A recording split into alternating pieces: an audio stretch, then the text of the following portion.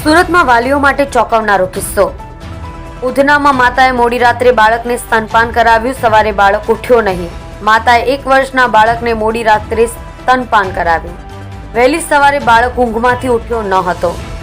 બાળકને સારવાર માટે સિવિલ હોસ્પિટલ લઈ ગયા। હોસ્પિટલમાં હાજર તબીબોએ બાળકને મૃત જાહેર કર્યો।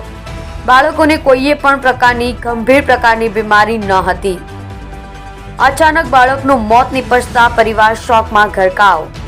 ઉધના પોલીસે બાળકનો મૃતદેહ પીએમ અર્થે મોકલી કાર્યવાહી હાથ ધરી। જીઓ રાજેશ મંગલે સાથે સુરત એક્સપ્રેસ ન્યૂઝ ચેનલ।